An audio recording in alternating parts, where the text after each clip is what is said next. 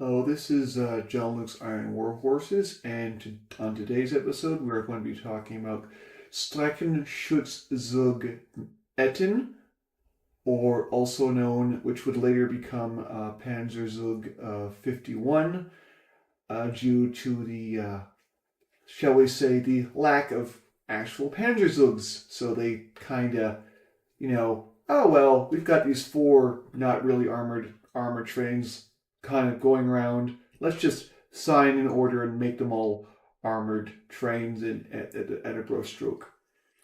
So, anyways, on to the topic of Panzerzug 51.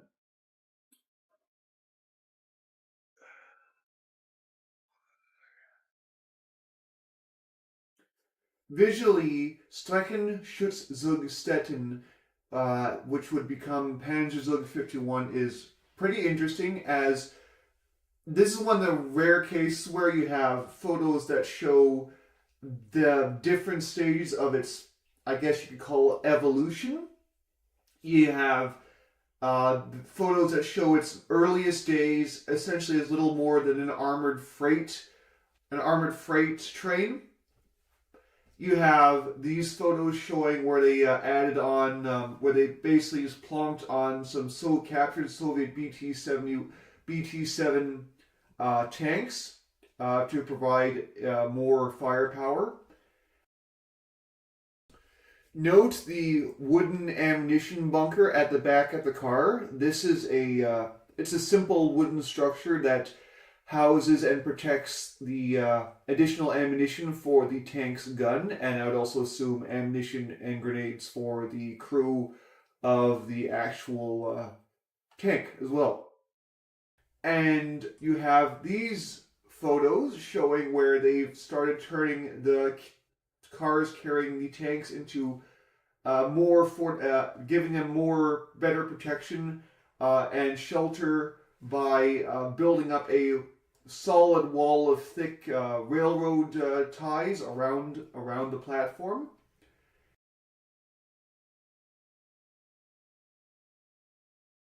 And here you see Streckenschützzug Stettin in its more or less its final form as Panzerzug 51, at which point it's the tanks have been removed entirely and only the turrets remain, and have been placed on specially designed or specially redesigned Russian freight cars, where only the turrets remain and the rest of it is completely enclosed.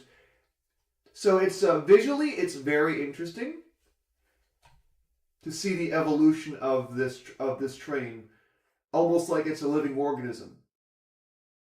Eisenbahn Panzerzug 51 was built at Brusco in December of 1942, consisting of internally armored Russian freight cars. Two GG cars, lowered from the center back, carried two Soviet BT-7 turrets of different heights with 4.5 centimeter tank guns. In the rear half of the train was another GG car converted to an anti-aircraft car with a 2 centimeter quad flak whirling, and in front an OOT car made into a command car. The armored locomotive belonged to the German 38 series. In all, this armored train could not deny its origin as a line protection train. In the spring of 1944, Panzerzug 51 received tank carrier cars which were built like those of the earlier broad-gauge armored cars, Panzerzug 26 and 31, but with fixed sidewalls. Panzer 38Ts were used on them.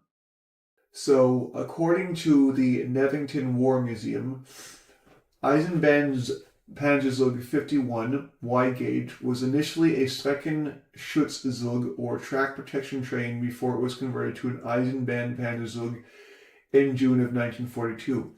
After Operation Barbarossa began, surplus Soviet rolling stocks were combined to form ad hoc train units armed with non-repairable Soviet tanks. Eisenbahn Panzerzug 51 was one of these units. Conversion in this case consisted of adding 4 Soviet BT-7 tank turrets to its offensive armament. Prior to the conversion, Panzerzug 51 was listed in German records as Streckenschützzug Line Protection Train Stettin. A short while after conversion, Panzerzug 51 was assigned to Heeresgruppe Nord. Its immediate function was to replace the May 1942 damaged Panzerzug 6 standard gauge 1.435 millimeters withdrawn from frontline service.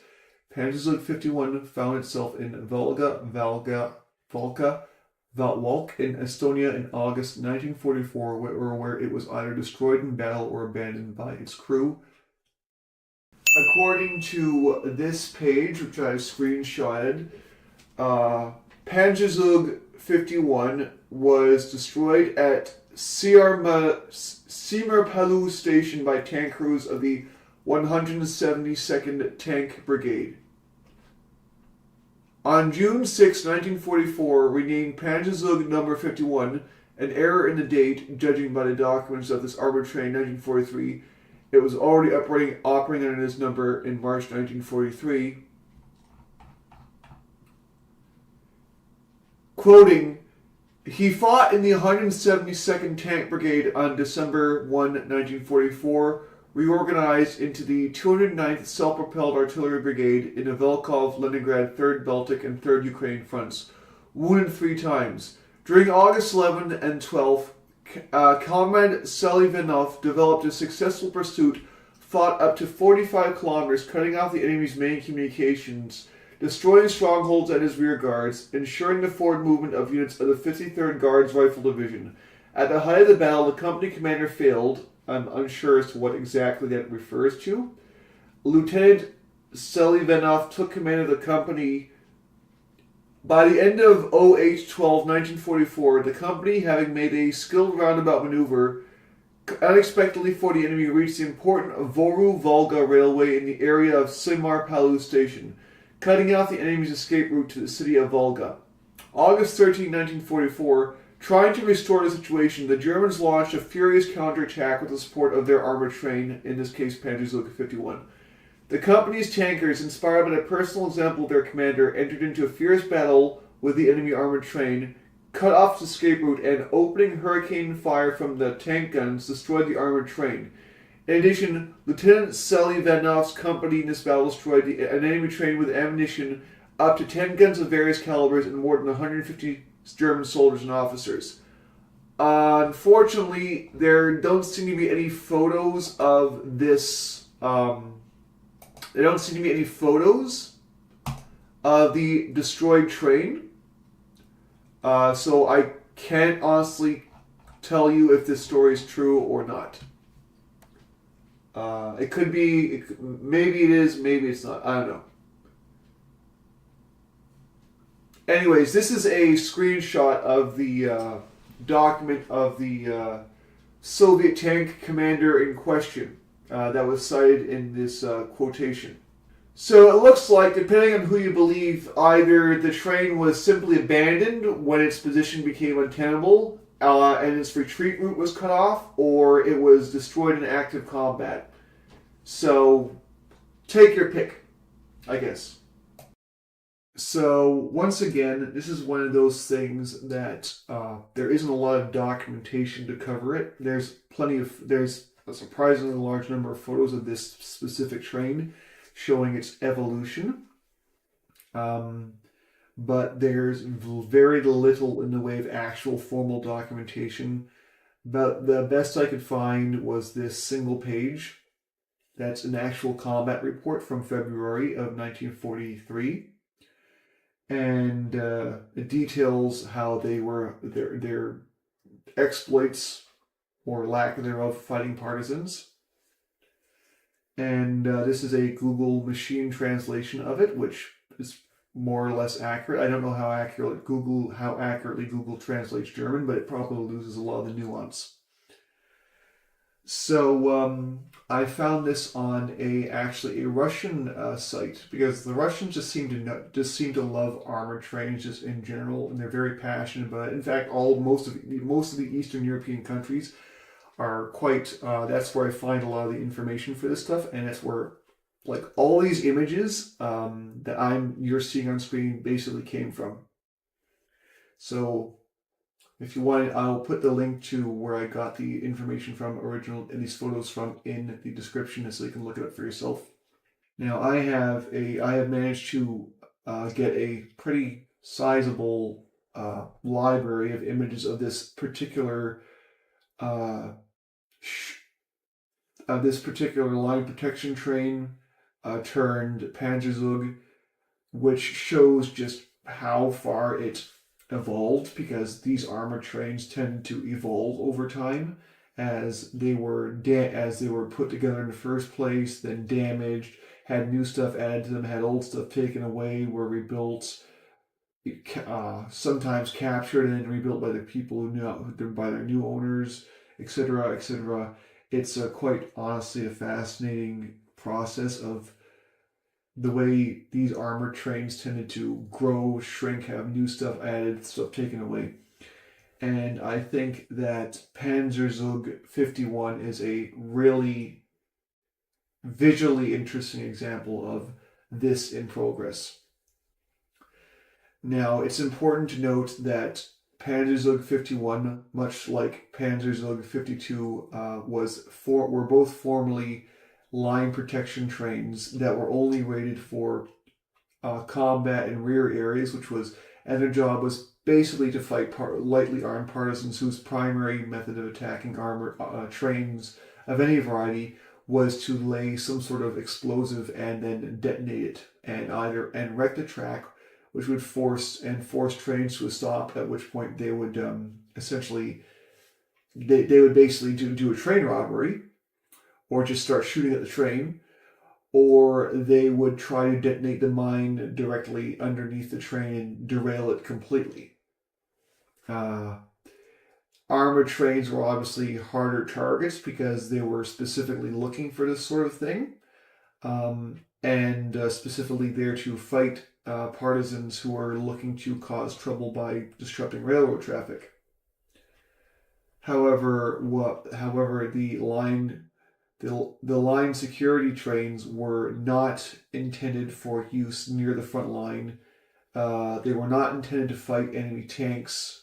And yet, as the war went on, like so many other things, they ended up being, and the distance between the front line and the rear lines became shorter and shorter. More and more, it became apparent that these poorly protected trains, which had sufficient protection to deflect armor-piercing rifle rounds, shrapnel, and that was about it, and had armament that was deemed to be not suitable for the front line. As you can see, Panzerzug 51 specifically used a number of BT-7 or captured BT-7 tanks, as well as tank turrets for its armament. And these were considered to be obsolete very early on in the war by both the Soviets and the invading Germans. But they made use of them in rear areas in special police units, and for partisan fighting. As you can see, that's what they're being used for here. The freight cars the Russian freight cars that this particular secure protection train was based on were built out of captured Russian freight cars, and they were internally protected with a probably with a spaced layer of armor, which was either some sort of boilerplate or just as likely a second layer of wood planking made of railroad ties. So and this would likely have some sort of filler between the two layers, so like sand or something like that, to help cushion impacts. So despite its improvised nature, it's still visually quite impressive and long, which is a reoccurring theme with German armor trains in general. This has been John Luke's Iron War Horses, and thank you for watching, and please like and subscribe if you want more, and let me know what more you'd like to see.